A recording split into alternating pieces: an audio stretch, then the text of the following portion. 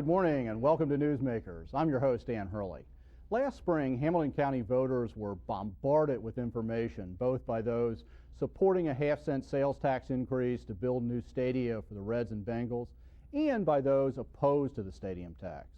The issue passed by a comfortable margin, and Hamilton County sales tax went up 6% on everything from carry-out hamburgers to cars.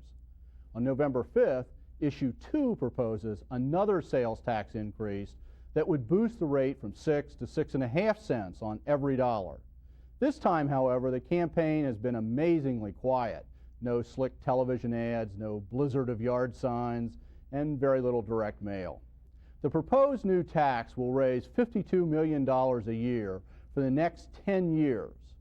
Those funds will finance a new 536-bed county jail right next to the current jail downtown, a new police communications system, as well as enhanced regional law enforcement systems, and another property tax rollback for Hamilton County homeowners. This morning we have two people with us to discuss Issue 2. Bob Bedinghaus is the president of the Hamilton County Board of Commissioners and the architect of Issue 2. The Reverend Damon Lynch, Jr. is the president of the Baptist Ministers Association and an opponent of the proposed tax increase. Good morning, gentlemen. Good morning, Dan. Glad to be here. I was wanting to start here this morning with the question to you, Bob, that the key element, the most visible element to this in this new tax proposal is a new jail. 536 beds is the proposal. Why do we need that sort of increase in jail space, in bed space in jails? Well, it's very simple, Dan. And if you look back and you look at the crime rate in Hamilton County right now, the crime rate hasn't gone up significantly. What has changed is the rules have changed. The state of Ohio, when the state representatives and state senators ran 2 years ago, if you remember, everybody said they were going to go up to Columbus and they were going to be tough on crime. And they did exactly that. What they also did through the implementation of what is called Senate Bill 2 is they took the very bottom rung of felony convictions and took them out of the state penitentiary system and put them back into the county jail system. Now, if you talk to the state of Ohio, they'll say it's somewhere between 400 and 600 people. If you talk to Joe Dieters, our county prosecutor, Cy Lease, our county sheriff, and all of the judges in Hamilton County, they're estimating it's going to be somewhere between 1,000 and 1,100 people. Well, these are people that the judges in this community felt were bad enough to go to the state penitentiary system. We need to make sure that if we're going to be stuck with the duty of housing these folks, that we have an available jail space when a judge in this community sentences somebody. If you just go back 5 or 6 years ago, there was a time in this community when we had a jail overcrowding problem, and we were letting people out of jail. We can't get back to that, and we can't get back to the time when a judge would pound his gavel down, find somebody guilty, and then sentence them to jail, and then basically hand them a reservation form and ask them to come back to jail in 18 months. So you're saying it's not because we have an overcrowding system right now, or because there's been an increase in the crime rate, but because of a change in the state law, we're going to have to house more people than we have over the past few years. Primarily, this is because of the change in the state law, Senate Bill 2, but it's also because we are basically at capacity right now in our current criminal justice system. Reverend Lynch, what do you think about that? Do we need a new jail? Is this the right approach? No, it isn't, Dan. We strongly disagree. Senate Bill 2 sends people back down south. They can only keep them there in Columbus for 6 months. After that, they send them back to where they came from. Even if they sent back 800 to 1,000, there would still be enough room currently because we have enough already jail spaces and beds for everybody that would come into the system. Problem is, Dan, is that we're not making the best use of our alternative situation. Anne Marie Tracy, our judge, and many other judges have told us that if we would do a better job with the minimum and moderate security prisons, then the maximum security beds would take care of themselves. We need to deal with people who are minimally secured, put them out of the Justice Center, down to Queensgate and places like that, Turning Point and Talbot Houses and all of those places. And then if we did that, that would also free up the space in the Justice Center that we currently have. So you're saying that, in fact, there's enough space, if we're creative, in using some of the other systems to absorb even this increase from the state? Even the increase. Would that be expensive, though, and to It would fully be, and do we still need a tax? It would be less expensive because you're only dealing with $45 per day as opposed to $65 per day. To incarcerate somebody in a maximum security prison, it takes $65 a day. Moderate and minimum is $45 per day, and sometimes if you deal with what we call treatment centers, it's even less than that. So the cost would go down. You know, if they needed space, then a 536 bed space is not needed. 90 to 100, maybe, but even that is doing a whole lot that they don't have to do. What about these alternative systems? Can this work? Well, Judge Anne Marie Tracy is the only judge, apparently in Hamilton County, that thinks that She's the only judge that's come out. That's what I said. Most of She's them the has only told us. judge that says that this is not needed. And I will stack Anne Marie Tracy on one side, and I'll put Joe Dieter, Cy Lease, Bob Bedinghaus, and the rest of the common police court judges on the other side. The fact of the matter is 1,000 new prisoners coming back into our system that are convicted felons are not the type of people that are acceptable for these alternative sentencing policies. Yeah, but I don't think that's what's being no, said. that's what Senate Bill 2 suggests. In a lot of its, that's not what Reverend Lynch said. Okay, I'm not saying that's what Reverend okay, Lynch said. okay. That is what Senate Bill 2 suggests, though, is that a lot of these people can be alternatively housed, whether it's home incarceration or things like that. Where I sit, and from listening to Joe and to Cy, it's not acceptable to use the type of punishment that our folks may have used against us, which was effectively grounding us when we were in high school and grade school on convicted felons. We need to make sure we have available jail space. Now, to the point of using alternative measures to make sure that we only have those people in jail that we need in jail, we are the leader in the state of Ohio in doing those kind of things. We are the first county in the state of Ohio to have a felony drug court. The idea of the felony drug court is to take people that are in the system for the first time that we can save, people that are shocked that they've fallen to this level. Judge Deidre Hare is the drug court judge in this community, and it's an incredibly successful project. We have the Talbert House, we have Turning Point, we have a women's residential program, we have a DUI program.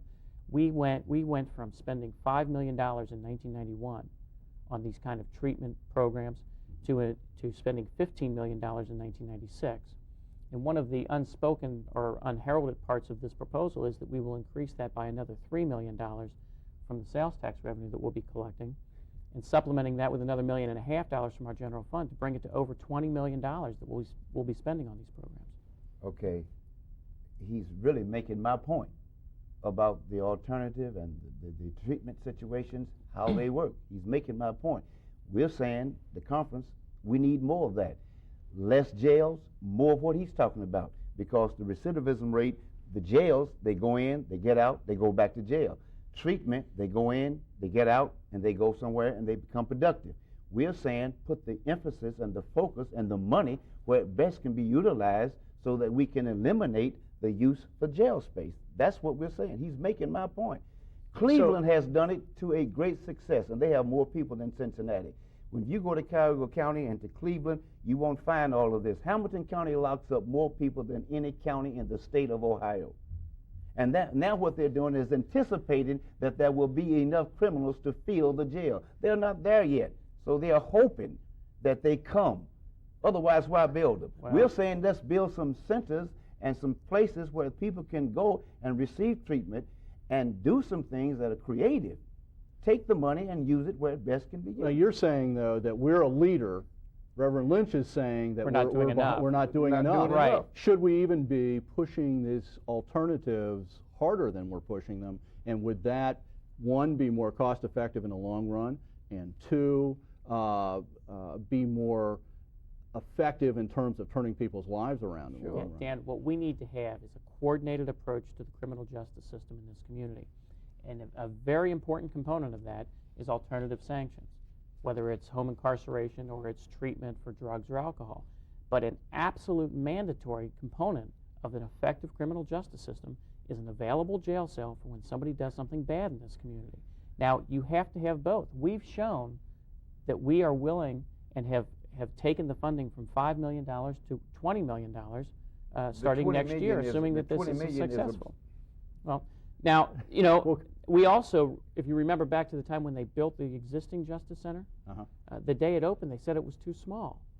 Now, we can't put ourselves in the position. We have to make sure we have available jail space. We have elected tough judges, tough prosecutors, and tough sheriffs in this community for generations, and that's what makes Hamilton County a better place to live than Cuyahoga County. But on that, I think that a lot of people out there have the impression that Simon Lease and Joe Dieters can't imagine ever having enough jail space, that there is a great desire to continue to build jail space because that's a certain mentality. You're absolutely right. In Cy Lease's dream, we would build another 1,100 cells somewhere else. That's not what we're talking about here. We're talking about solving the immediate problem. Is this just a step to that? Yes, that's what it is. The projections, they sent a guy to debate with us the other day in his place, and the guy let it out of the bag, Dan. He said, well, we're doing this based upon a projection from all of the professionals who know about these things. The 536 is not enough. So in other words, they will be coming back in a few days for some more because they anticipate a huge influx of new prisoners. So the mentality is lock them up, not help them, but lock them up.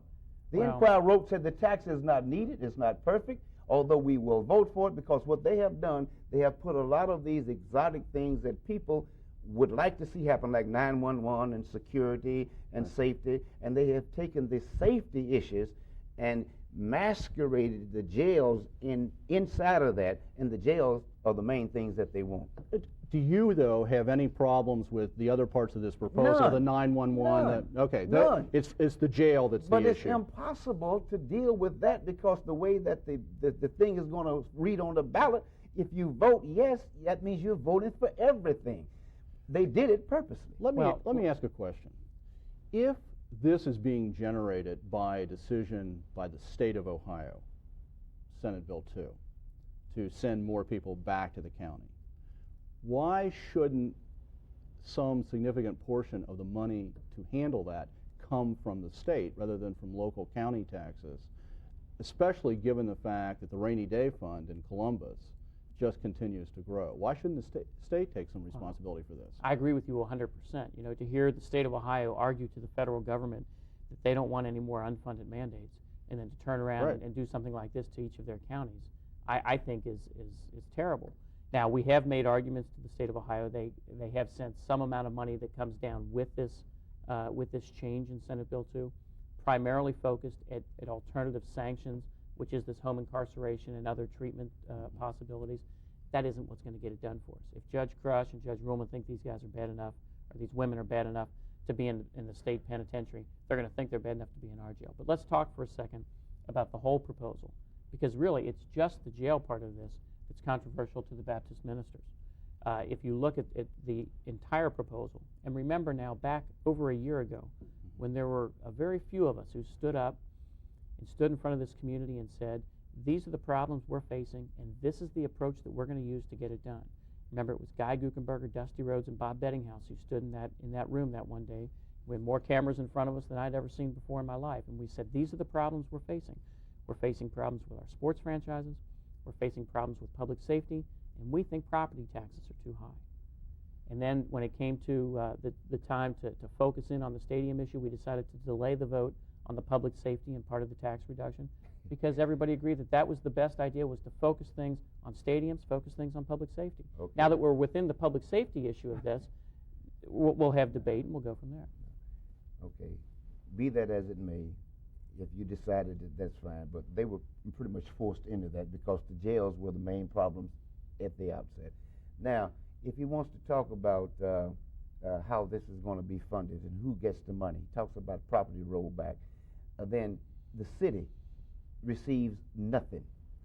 They will pay the bulk of the burden. It's once again the backs of the poor being made to deal with something that they will not receive any great benefit from. The county will receive all of the major part of the rollback. I got all the information right here, and I'll leave a copy with you.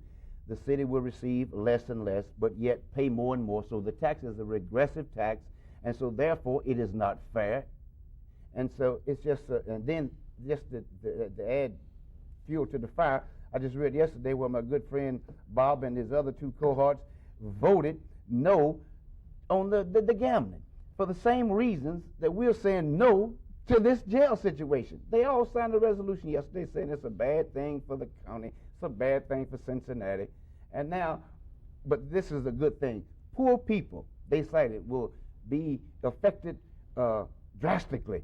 Same thing about this tax. Poor people will be affected drastically. But they can't see that part, but they can see the other part. Well, unfortunately, we're out of time. I hope that we've played a role here in getting some of these issues out to a broader public, because this has been a pretty quiet campaign so far. So I look forward to continuing this discussion in the weeks ahead. Thank you very much for being with us. Glad to be here, Dan. Thank you, Dan. The presidential campaign entered its critical stage. After a less than a decisive meeting last Sunday night, President Clinton and Senator Bob Dole square off again this week for the last time. After the break, we will talk to a local expert about what you and I should look for and listen for this coming Wednesday night.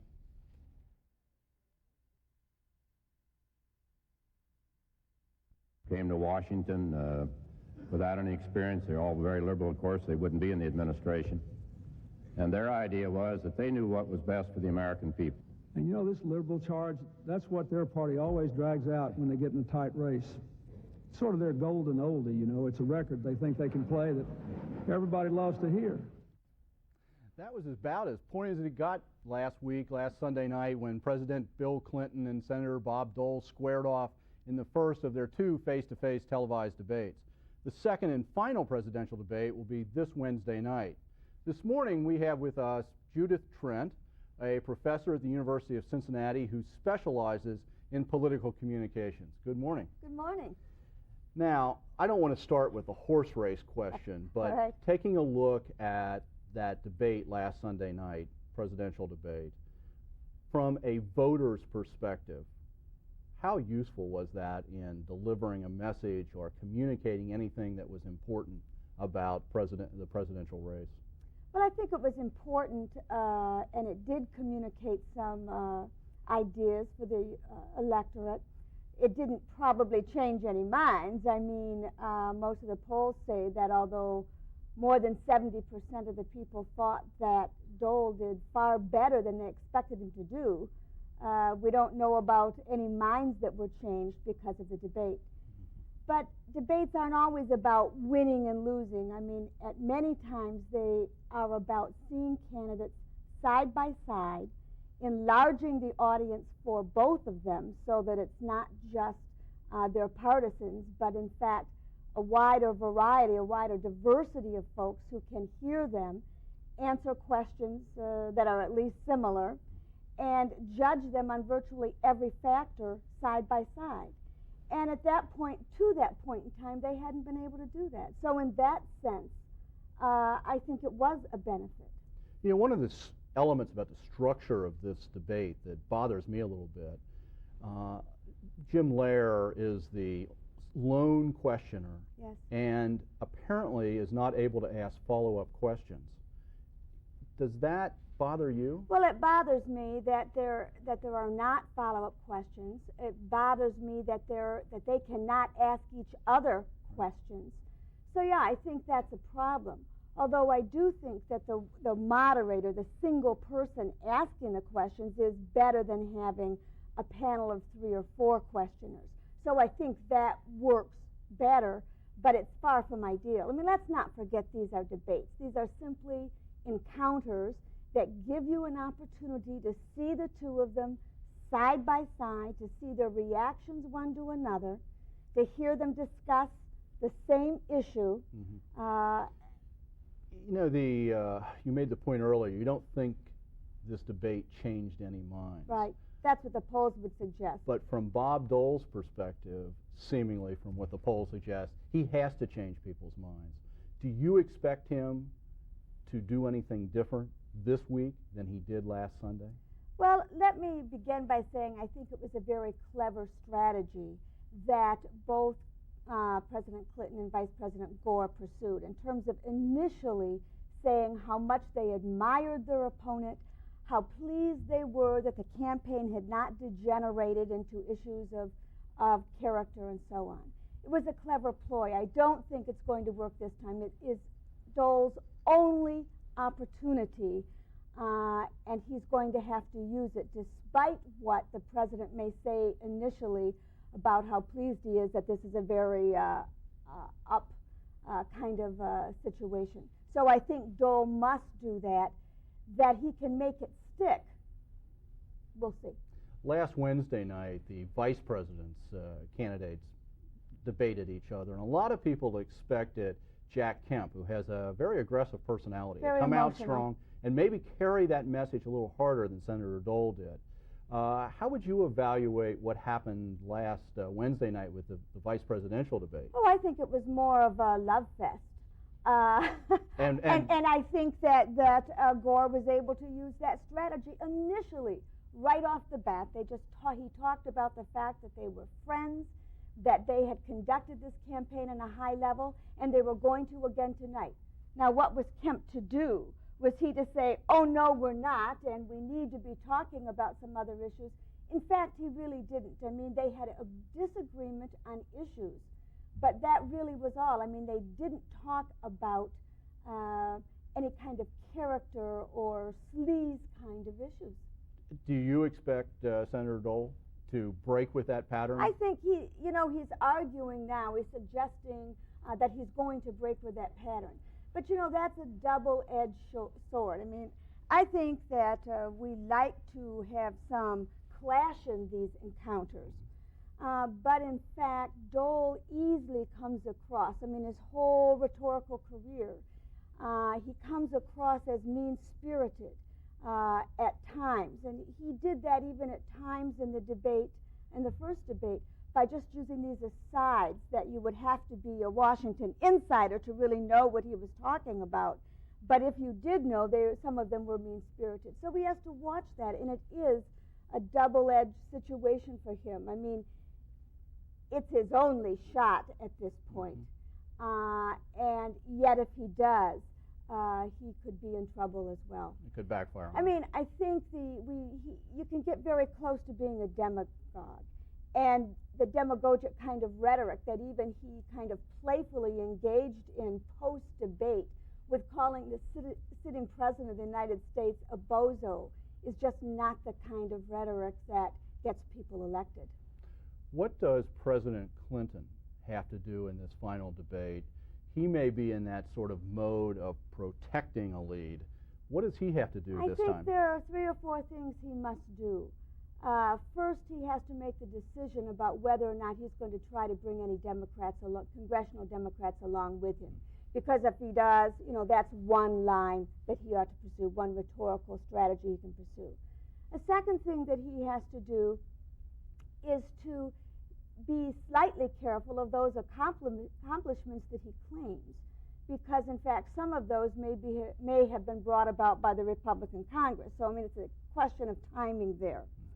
The third thing that he has to do is make certain that he keeps himself in the center, in the ideological and the rhetorical center, because in so doing he keeps Dole out of the center, and it's from the center that you win the presidency. And the final thing that he has to do is that he has to remain calm, as he was during the first debate, yet pleasant, I would say warm and fuzzy, particularly in this town hall style, and to give every appearance that he's enjoying interacting with the folks that are in the studio and that are asking the questions, and that he appreciates their questions and thinks that they are of the utmost importance. So in other words, his goal is to have another debate just like the last one. Well, even warmer and fuzzier. Okay. Well, thank you very much. Thank you. I hope everybody watches the debate on Wednesday night. It's the last chance to see the 2 candidates side by side. Thank you for joining us on Newsmakers, and we'll see you next week. Thank you.